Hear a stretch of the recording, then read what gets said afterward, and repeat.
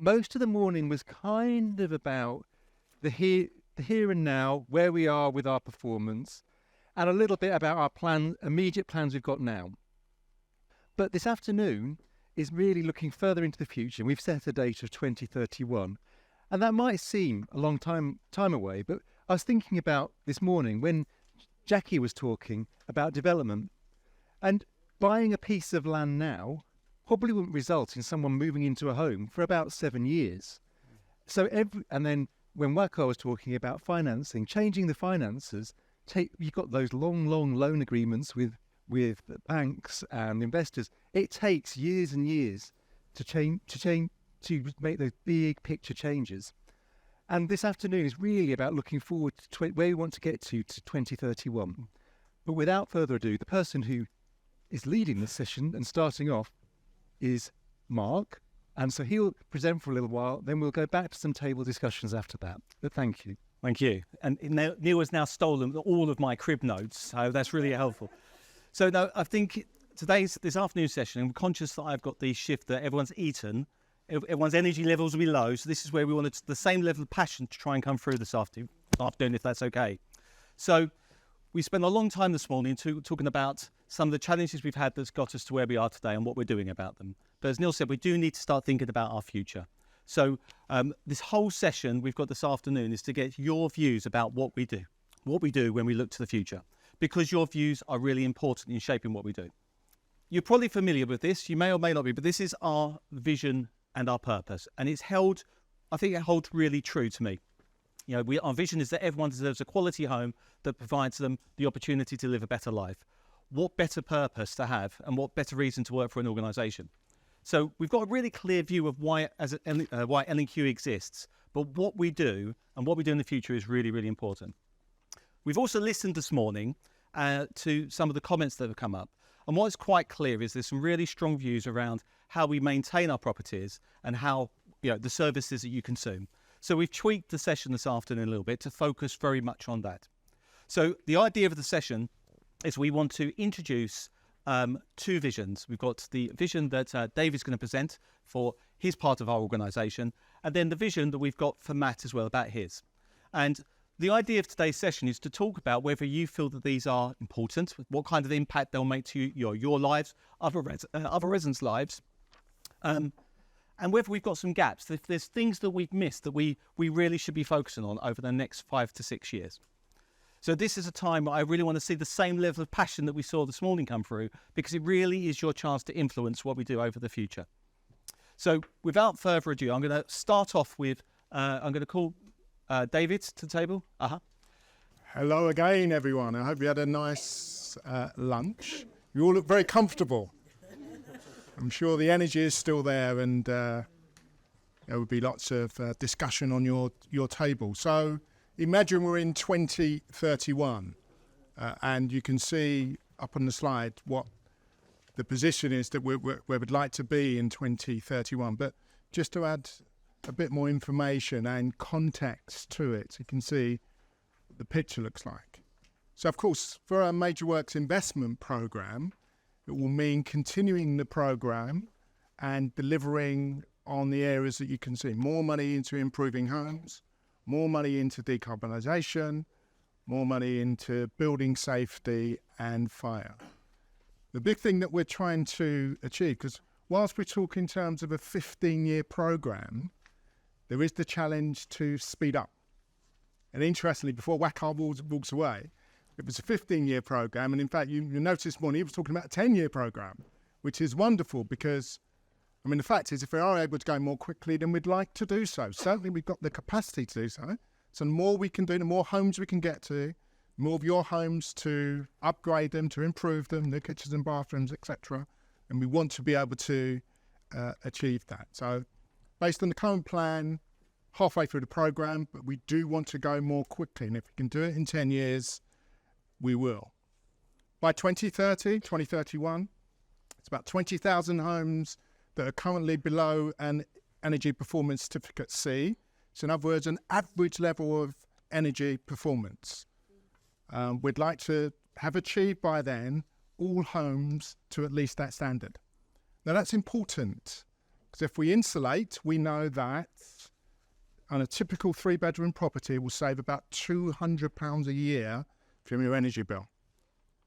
So as we're working through the programme now, at 20,000 there, but by 2030 we will hope to have to every property and lifted it up to, at least to an EPC C through insulation. And that, I think it was this table asked about other technologies like solar technology. We would have a pathway agreed for net zero. So insulated, and then looking at things like solar panels and heat pumps to improve, again, energy performance and that pathway to net zero. We will also have really clear plans in place that you have agreed with us and understood for where we will spend the money. And we talk in terms of at least a 5-year program.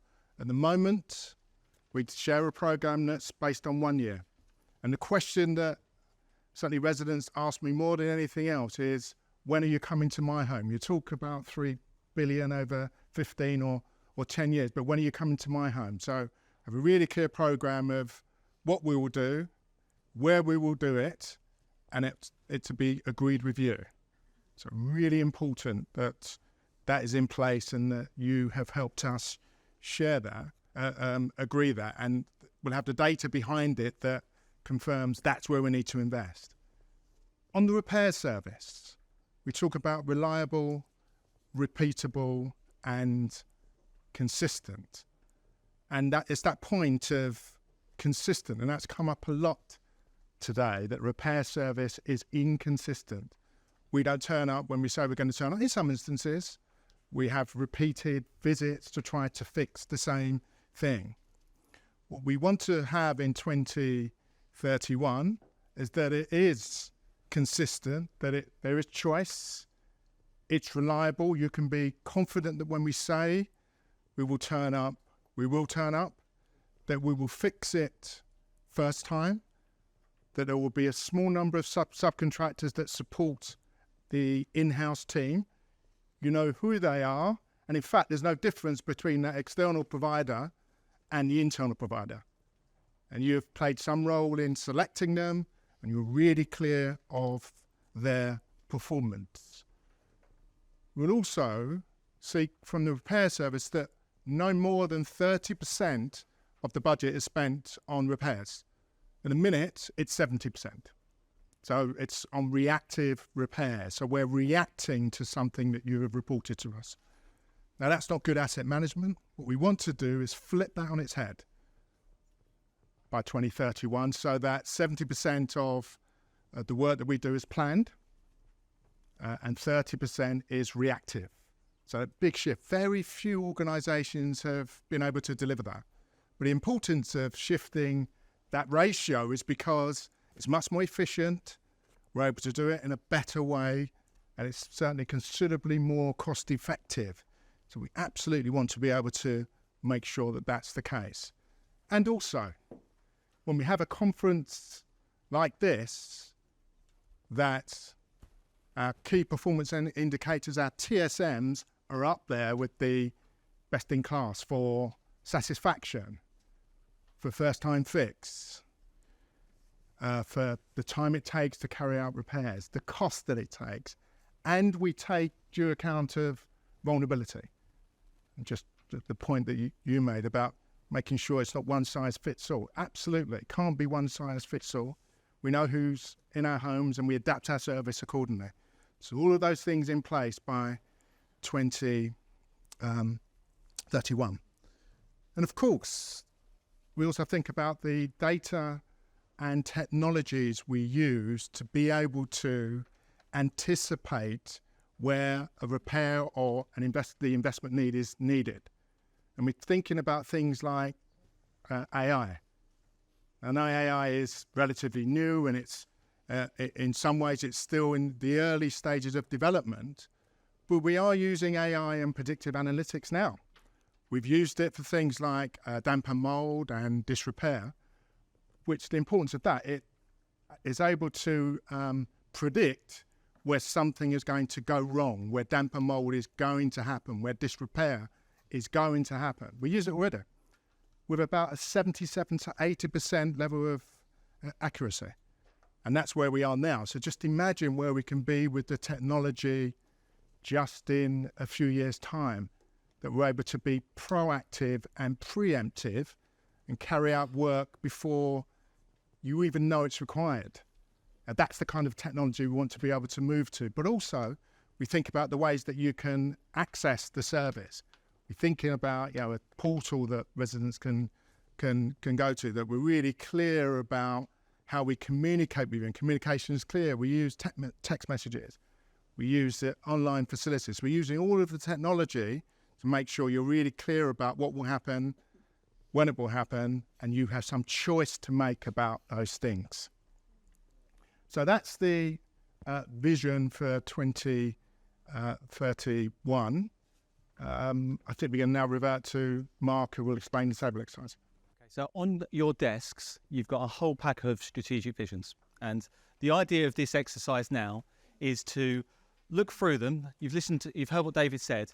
And we want your views about how important they are and what kind of impact it will make on your life. Now, we do like a little colour sticker, we'll revert back to kindergarten. So, we've got some stickers there. If it's something that is important, it will make a big impact to your life. Clearly, that's a green. If it's less so, amber, no impact whatsoever, then that becomes a red. But the other part of the exercise as well is there anything that we've missed? You've expressed a lot of views this morning. Are there any gaps in our visions that you would expect to see or that you'd want us to fill as well? So you've got a lovely facilitator at all of your desks. The idea now is we'll have a conversation and we'll try and take a couple of points at the end before we hand over to Matt to talk about customer services.